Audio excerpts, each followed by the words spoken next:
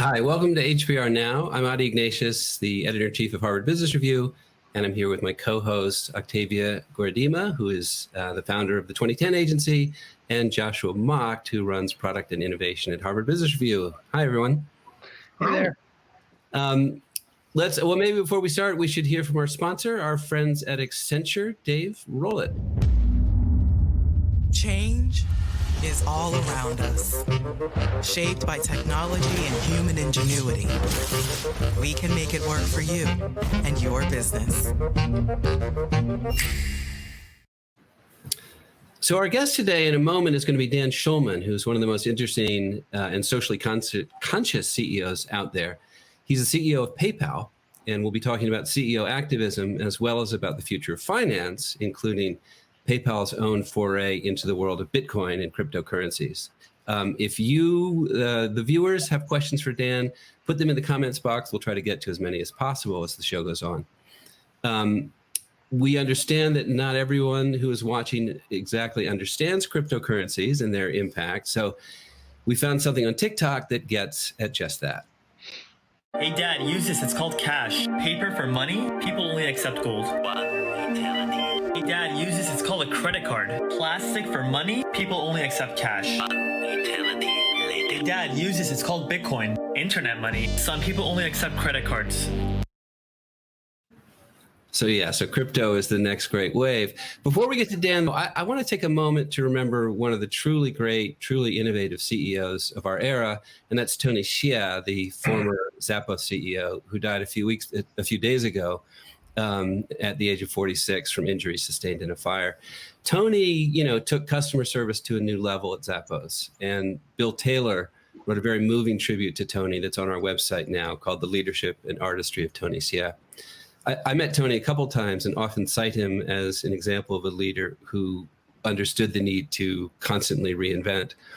When I was preparing to give a talk on corporate risk last year, I asked Tony what he saw as the biggest risk out there. His answer was classically Tony. He said the biggest risk is not taking risks. He went on, as Darwin showed, it's not the fastest or strongest or most intelligent of our species that survives. It's the ones most adaptable to change. I also loved his philosophy about business. He said, create a little fun and a little weirdness. The game is a lot more enjoyable when you're trying to do more than make money. So Josh, I know Tony was an inspiration for you as well.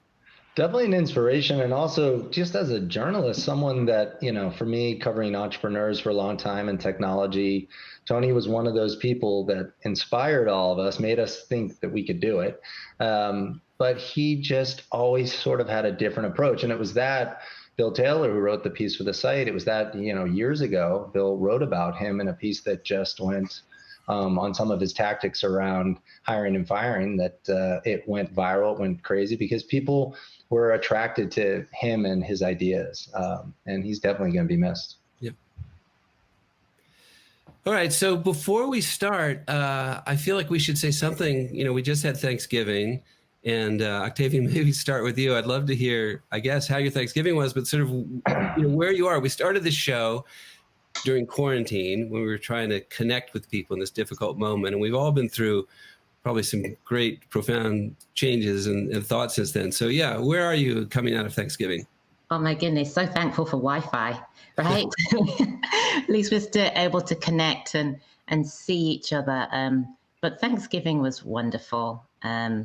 I really valued the time to just slow down a little. It was also a double celebration in our house. It was my youngest daughter's birthday on Thanksgiving Day. Hey, that's very cool. Yeah, I've got balloons just off camera. We had cake as well as all the trimmings. So it was really nice. How was yours, Josh? Yeah, it was fine. I mean, it was, we sort of socially distanced, kept windows open with a few people for just like a few hours. I didn't really, though, get to see my sisters or my mother. So that's just strange, at holidays where you're used to seeing them or seeing them every other year. It just felt odd. I don't know. And I guess it was like that for everyone. Yeah, I mean, for me, it's just about holding on right now. We had a very small Thanksgiving. I basically keep my sleeve rolled up most days just in case the vaccine guy pops by. I mean, I'm ready. Wow. By the way, I also wish I'd bought Moderna stock. We had the chairman of Moderna on I don't know, a month ago. The stock has more than doubled since Newbar was on the show. So you get a bump from coming on the show. He had the HBR Now bump for sure. Yeah, and the vaccine. There's that too. Yeah, the vaccine. Mostly the vaccine, but it's also mostly being on HBR Now. All right, so let's get into it. So let me formally introduce our guest, Dan Shulman. He's had an amazing career. He was a senior executive at AT&T, ultimately heading its long-distance business. He was CEO of Priceline.com. He was the founding CEO of Virgin Mobile USA. He was group president of enterprise growth at Amex. And 6 years ago, he became the CEO of PayPal. So Dan, welcome to the show. Thanks, Howdy. Great to be here with you. Yeah. So Dan, you're one of the most, I think, socially conscious CEOs out there, and you've taken on a topic that I find few CEOs do, which is labor. You have all these CEOs who at places like Davos, they talk about how they're for stakeholders, but when it comes to kind of labor policies, they tend to keep their mouths shut. PayPal seems different. You've committed the company to actually paying living wages.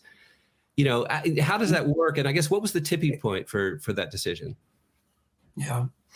Well, there's a lot of talk about stakeholder capitalism now and moving away from just maximizing profit as a purpose of a company. A purpose of a company needs to be more than that. But as I think about the constituents that I serve, from regulators to shareholders to customers, and then, of course, all the employees at PayPal, I put employees at PayPal at the top of that list because I think the only sustainable competitive advantage that a company has is the strength of their employees, the talent that you can attract and retain, the passion that those employees have. And if you ever stand a chance from moving from being a good company to a great company, it's because you have great employees. And so we did a survey of our employees and asked them how well they felt financially. Were they financially healthy? And I did this survey, by the way, a little bit selfishly because PayPal pays above market rates typically anywhere we hire people. And I expected the results to be quite good, and I was going to talk about them at an all-employee meeting. And what I found actually is that 2/3 of our entry-level employees and call center employees actually struggled to make ends meet at the end of the month. They were financially stressed. They had higher absenteeism rates as a result of that. They were actually having to choose between getting healthcare benefits for their family or putting food on the table. And that was just unacceptable to me. I mean, our whole mission as a company is to democratize financial services. And so I slashed healthcare benefits by 60% for those employees. We raised salaries. We gave everyone in the company equity so they could be part of the success of PayPal, and wrapped all that in a financial education program.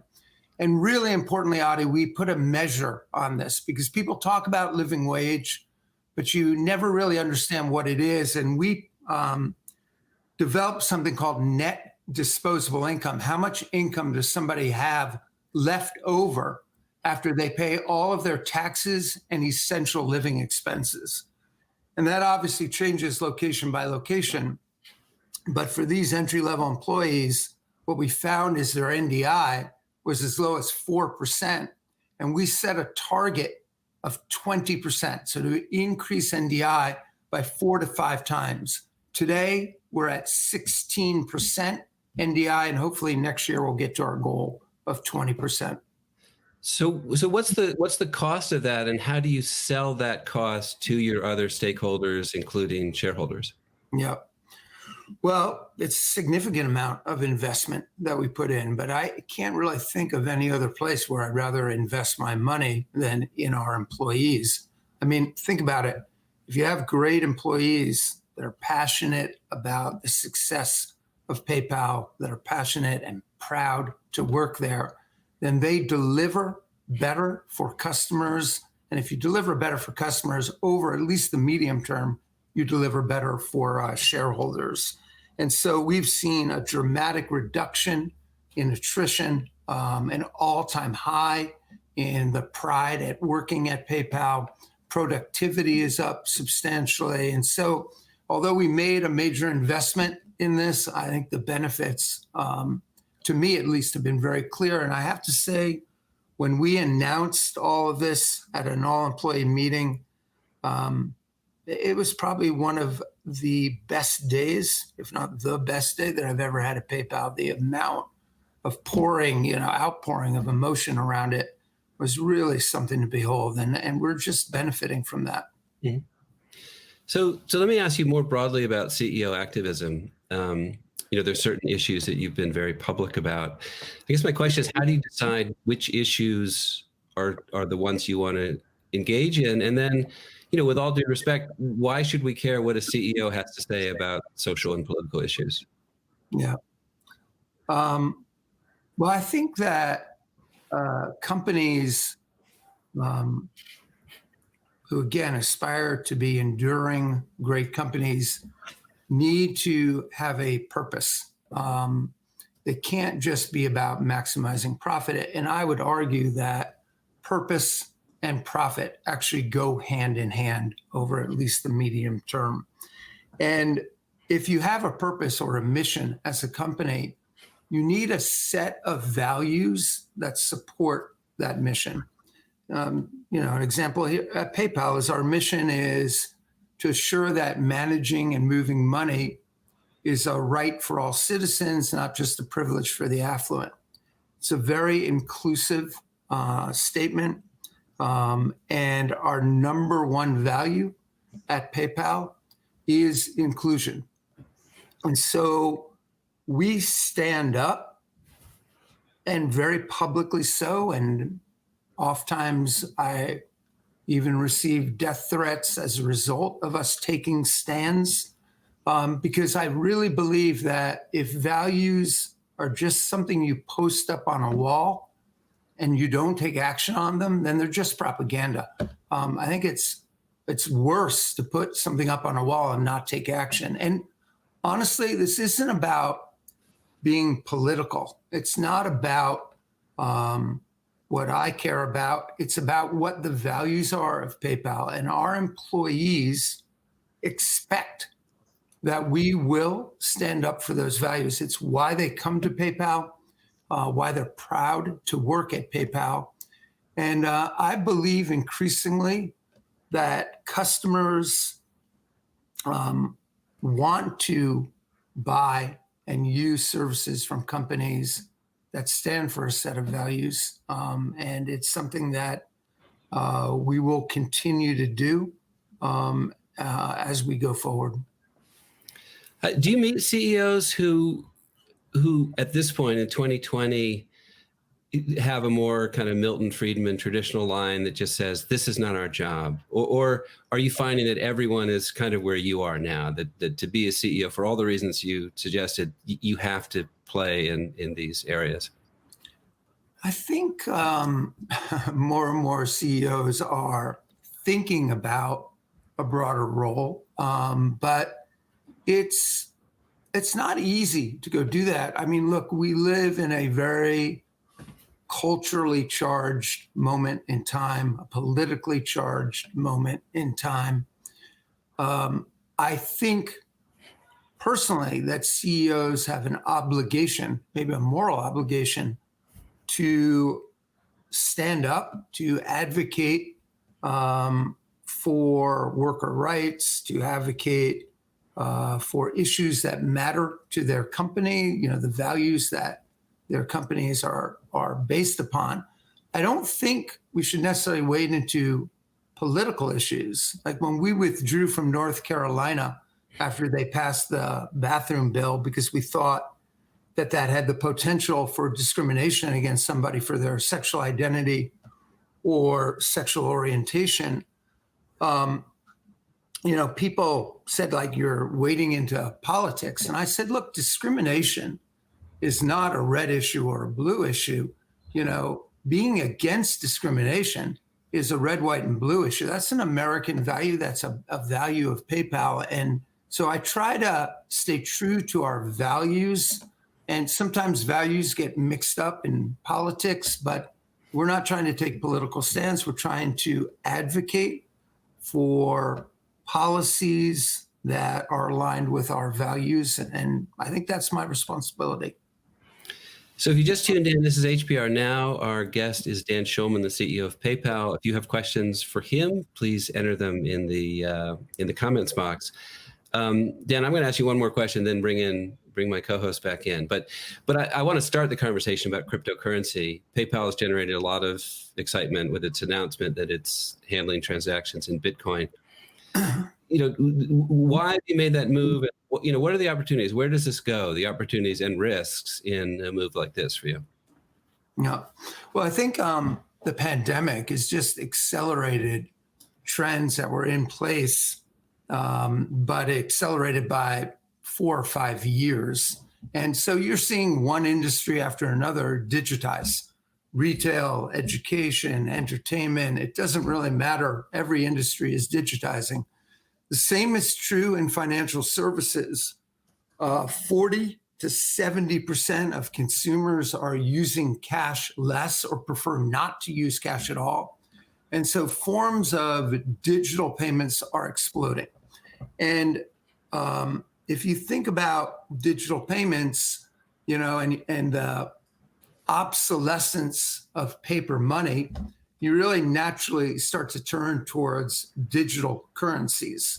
Those can be central bank digital currencies, those that are issued directly by a government, or cryptocurrencies. And cryptocurrencies initially were kind of more viewed as an asset class like gold. Asset classes move up and they move down. But the promise of cryptocurrencies is utilizing modern technology to make payments faster, less expensive, and add more utility to payments. And so we've moved into cryptocurrencies not just to provide an easier way to buy, sell, or hold cryptocurrencies, but really to utilize them in everyday commerce. And we're going to allow cryptocurrencies at the beginning of next year to become a funding source, just like a credit card or a debit card or cash might be, to purchase anything at the 28 million merchants at PayPal. And so I think the utility of cryptocurrency and its benefits will only increase, and that will stabilize cryptocurrency from being so volatile because it'll just be more of a utility. So, Dan, I have a couple of questions related to this. I knew you would, Josh. So, you talk about the utility, and I'm curious about it because to get a little bit more there, because for me and a lot of people who just sort of don't use that much cash anymore, it's kind of like we have PayPal, like we have all these easy ways of paying for things. What's that for the utility? And then, I'll leave it there for the moment. Yeah. So in today's environment, it's actually interesting. You have all these technological advances, but you send money overseas to a loved one, or you try and cash a check. It can sometimes take up to 3 days for your money to actually get to somebody. I mean, that's crazy. It should be instantaneous. Doing transactions and adding things like a smart contract on top of that, saying this payment is for this thing and it's got this utility associated with it, can really, I think, create different forms of payment types. You can digitize assets so that you can break them up and more sort of like buy a share of PayPal instead of spending, whatever we are today, $215, you can buy a third of a share of PayPal, and so there are so many things you can do with digital forms of currency moving forward that I think will just bring more people into the system and create a more inclusionary, faster, more secure, more utility type of payment. It's a little, it's the next form of currency for the next era that we're entering, which is going to be all about the digital economy. It won't just be crypto. It'll also be currencies issued by central banks that are very different than crypto, but all of it thinking about how do you think about the next generation of the financial infrastructure. Interesting. So, Dan, I want to draw on that a little and what you shared about the pandemic accelerating trends. You know, for many years now, experts have been telling us that blockchain is going to change the world as we know it, not just for financial services, but for almost every industry. And I know PayPal is heavily invested in the future. You've invested in blockchain-focused research, identity management, and compliance. Can you tell me, in your opinion, 20 years from now, where could we be? Well, I'm definitely going to be wrong in whatever I predict, but hopefully nobody will remember 20 years from now. We are recording this, just. Yeah, exactly. Here's what I think. I think there is going to be this blurring, and I mean a real blurring between online and offline. You're seeing that more and more in industries right now. Like, people used to talk about online commerce and in-store commerce, but like what, and I just think of it as commerce right now. Somebody can buy online, pick up in store, they can be in a store, scan something with a QR code, go home and have it delivered to them. You know, entertainment going forward will be some people in person, some people watching digitally, being able to adjust the camera when you're watching it at home, request different songs. And so I think we are going to enter into a world where what were two distinct domains, online and offline, will merge in ways that will be quite unrecognizable. And I also think that if you think about technology, you think about quantum computing coming in, advances in AI, advances in 5G, and you'll eventually have 6G and an Internet of Things. This is going to be 20 years from now. It's going to be a radically different world from a technology perspective. And I think we can only begin to imagine what the power of those technologies will do. Really, I mean, I think it'll be like a tornado touching down on every industry. And what gets spit out from that will be very different than what was. I don't think we're going to be able to extrapolate from what was, but kind of almost reimagine what could be. And I think that's both scary and very exciting at the same time. Yeah, I agree. It's pretty wild. And as you said, you know, when it comes to digital assets and transactions, pretty much anything could be touched. You can put pretty much anything in blockchain. How do we govern this? What are your thoughts around that? I mean, you touched on what this could do to currency and from a banking perspective, but what's your take on how we regulate what we're about to do? Yeah.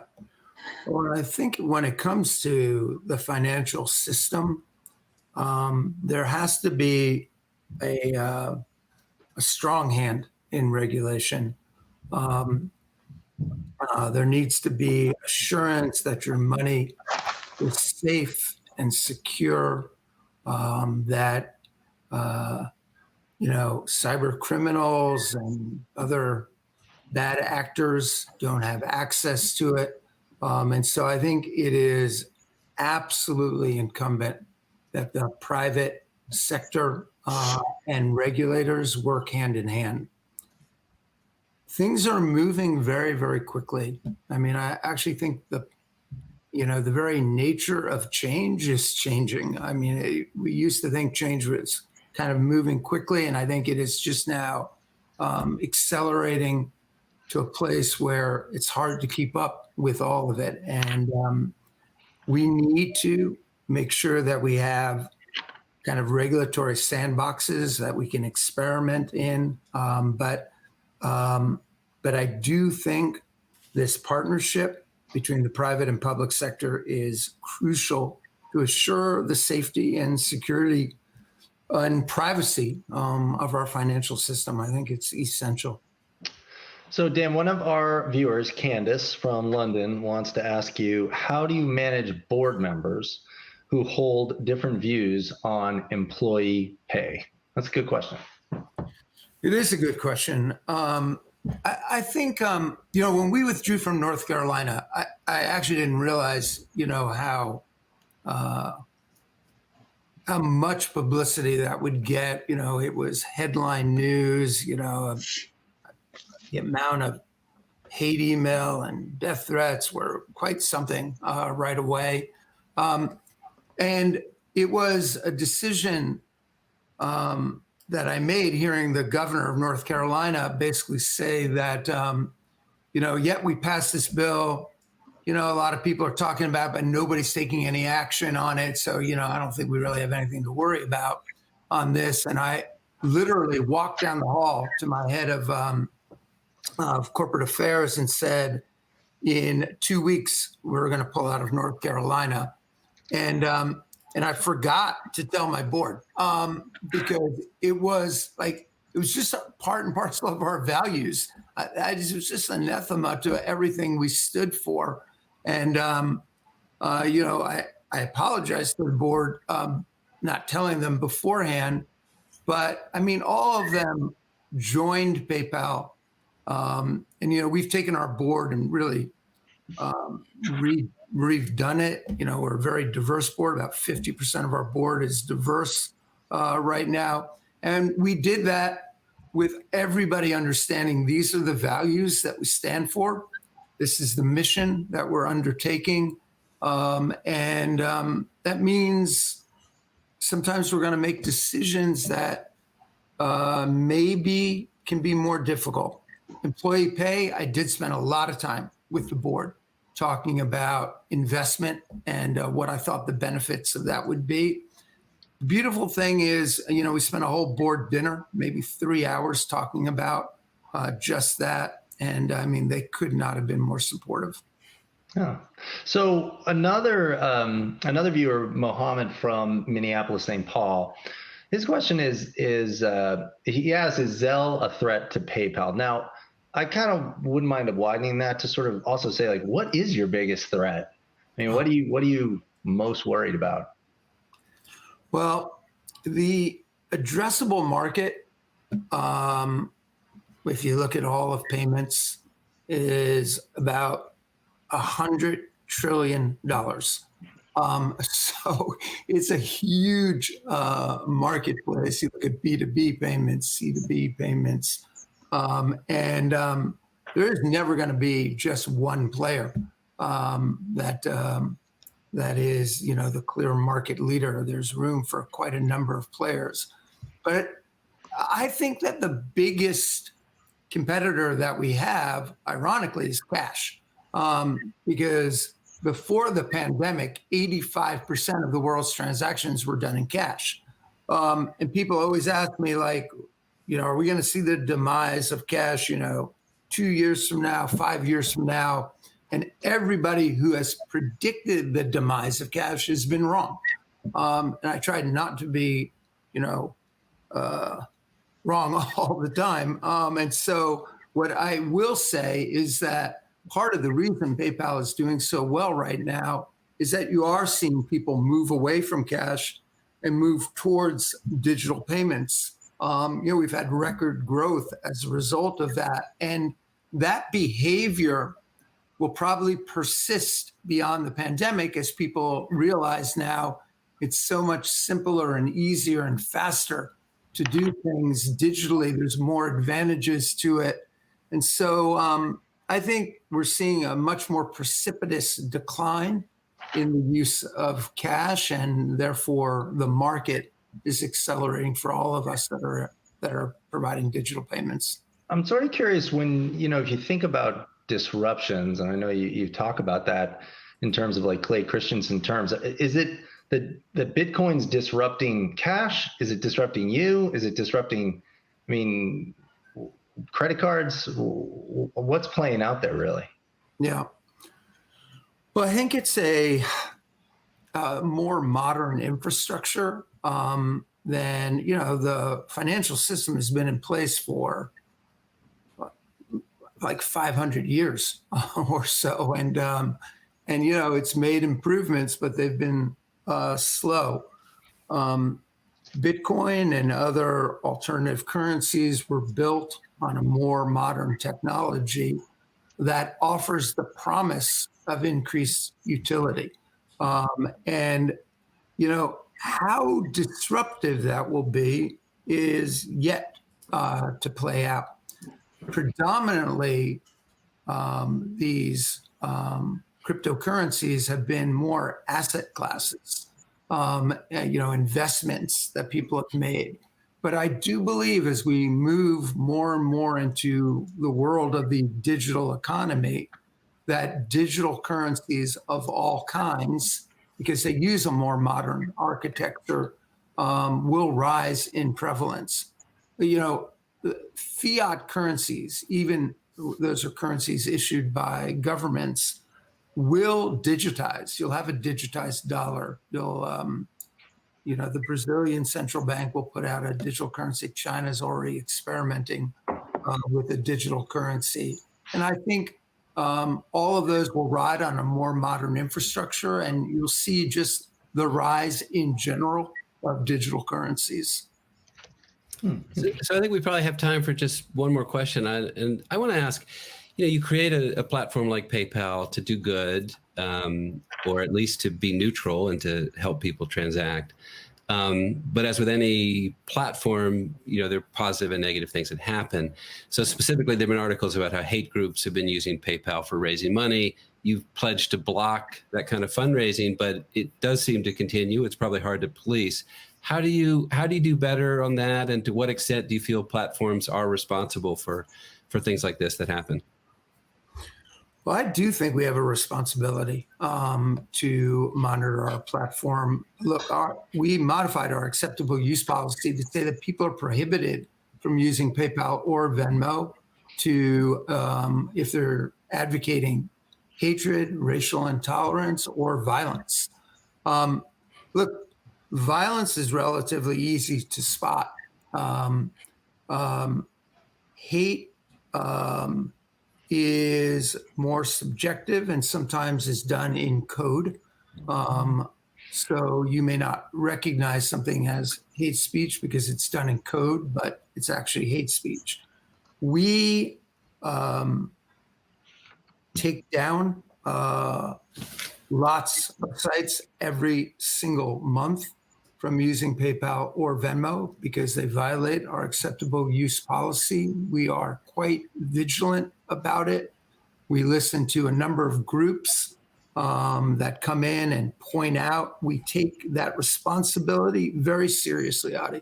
But, one of the things that you've got to think about very carefully is where is the line between hatred and free speech? And nobody teaches that in school. We all know that you can't yell fire in a crowded theater. But where does somebody's opinion and hatred separate it? So this is a very difficult, thorny question. We act every single day on trying to create those separations. I think we do a good job on it. Some groups disagree with some of our decisions, but we need to make decisions the best way possible. And sometimes people think that it's hatred, and maybe we think it might be more free speech. And no matter what decision we make, we get a lot of criticism for it from both the left and the right. But we can't abdicate our responsibility to try and have a platform that does not advocate any hatred or violence or racial intolerance. Well, Dan, I want to thank you for your candor on that, and I want to thank you for taking time out of your busy schedule to be our guest today. That was a great discussion. Thanks, Dan Shulman. Pleasure. Thank you. Thank you, Octavia. Thank you, Josh, as well. Thank you. All right, so our guest next week will be Vernee Myers, who is an author and is Vice President for Inclusion Strategy at Netflix. She's a leading voice on diversity and inclusion in the workplace. As she has put it, diversity is being invited to the party, inclusion is being asked to dance. So be sure to tune in next Tuesday at 12 noon East Coast time. And I want to thank you all for joining us today. This is HBR Now.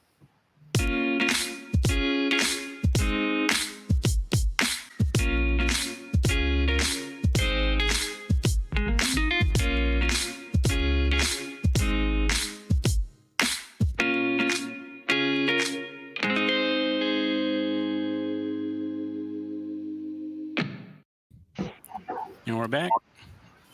The world's exclusive after party. Dan, that was great. Thank you. Yeah, that was really good. It was really great. I loved what you shared and how you opened and closed the conversation. And I think empathy and leadership has just been such a hot topic this year. As you talked about, we're in such a charged climate right now, and hearing how to deal with polarizing views is something that, you know, we're all having to address. So.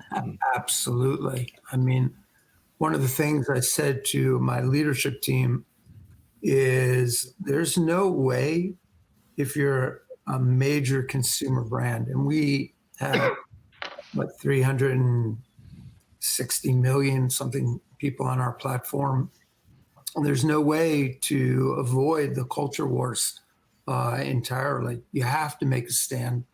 I think we have I'd say a moral obligation to go and make stands.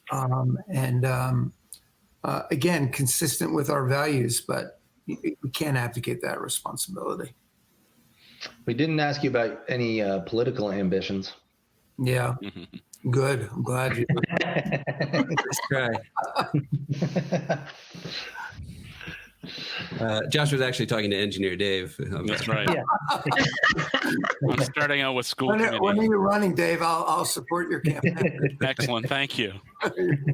Actually, one thing we didn't talk about, PayPal had to be involved in getting the government's COVID money out to businesses, and I guess particularly small businesses. Can you talk a little about that, how that came about? Yeah, we were actually one of the first two non-banks to be approved to distribute these Paycheck Protection Program funds. We distributed, I think it was just over $2 billion.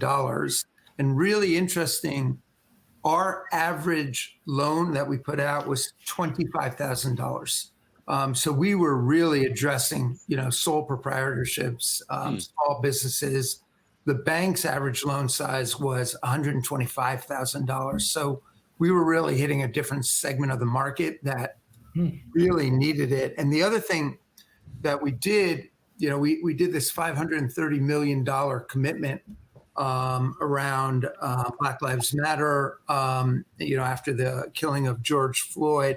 And part of that was $10 million of grants, not loans, just grants to Black-owned businesses that were really hit hard by COVID-19, 2 times as hard as, other like white-owned businesses. And so we've taken a real stand around trying to help small businesses during this time. It's been quite difficult for them.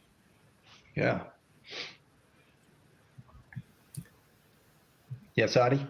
Oh, so all right. I have a question. This is not meant to be meta or meant to be facetious, but I'm actually curious, Dan. Why do you say yes to doing interviews like this? What's the value to you of doing an interview show, whether it's MSNBC or with us, CNBC or with us or anybody else? Well, I think it's important for people to hear different points of view. To your point, some people, characterize me as, being a activist CEO. And I really just think of myself as being a responsible, corporate citizen. And I think the more people that hear about CEOs being leaders, I think the more people think about it and start to engage in it. And I think like we are part of our communities. And I think this idea of just thinking that governments are going to solve the issues that face us as a society is crazy. I mean, it's difficult for governments to get things done. The private sector needs to step up, needs to work, frankly, with academia. It needs to work with NGOs. It needs to work with the public sector to address some of these ills. And I think talking about it hopefully inspires others to at least think about it and maybe take action as a result of it. Yeah. All right. And I think you said you have an investor call, which I understand why you did. 5 minutes. Yes, you should probably sign off. But All right. Hey, All right. thank you so much, everybody. Thanks, We Dan. all right, appreciate great to have you on. We'll do it again. All right. Thank you. All right. Bye-bye now.